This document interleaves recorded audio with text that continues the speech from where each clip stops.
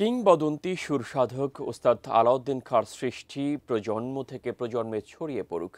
আলাউদ্দিন খাঁর ১৬৩তম জন্মদিন উপলক্ষে পুরান ঢাকার লালবাগ কেল্লায় ধ্রুপদী সন্ধ্যার আয়োজনে ভিডিও বার্তায় একথা জানালেন প্রধান উপদেষ্টা ডক্টর মোহাম্মদ ইউনূস।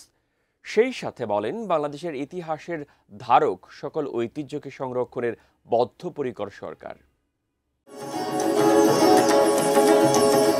মেঘের সাথে চাঁদের লুকোচুরির মাঝে শাস্ত্রীয় সঙ্গীতের মূর্ছনায় মোহাবিষ্ট করার এক আয়োজন পুরান ঢাকার লালবাগ কেল্লায়। সুরসাধক ওস্তাদ আলাউদ্দিন খাঁর জন্মদিন উপলক্ষে সংস্কৃতি বিষয়ক মন্ত্রণালয়ের উদ্যোগে শিল্পকলা একাডেমির ব্যবস্থাপনায় এই আয়োজনে অংশ নেন দেশি বিদেশি অতিথিরা। অনুষ্ঠানের শুরুতেই অশোক কুমার দে মুগ্ধতা ছড়ান।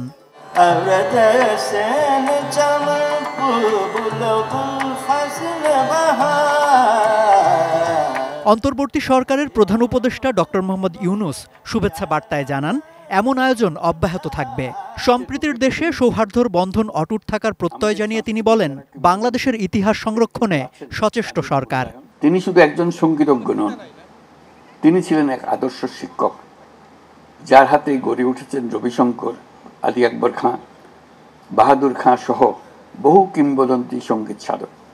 তার সৃষ্টি প্রজন্মের পর প্রজন্মকে অনুপ্রাণিত করেছে।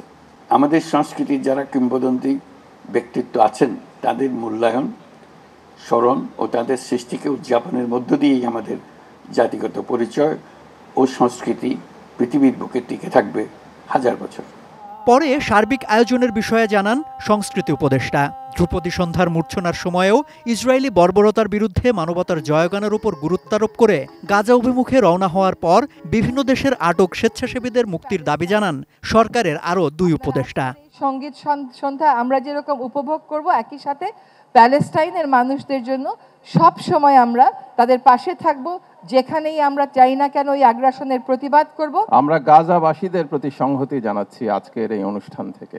এটা মাত্র শুরু। অ্যাজ আই সেড, আমাদের প্রধান উপদেষ্টা আমাদের ফেসবুক পেজেও উনিও বলেছেন ওনার বক্তৃতায় যে এটা কন্টিনিউ হবে। একটা ক্যালেন্ডারের কাজ চলছে। আমাদের বাংলাদেশের যা কিছু ঐশ্বর্য আছে এগুলো সেলিব্রেশনের ক্যালেন্ডারের কাজ চলছে, সামনে এগুলো আরো চলবে। এরপর আয়োজনের বাকি সময়ে যন্ত্র সঙ্গীতের তালে আন্দোলিত হন উপস্থিত সঙ্গীতানুরাগীরা। সম্রাট আনোয়ার, এটিএন নিউজ, ঢাকা।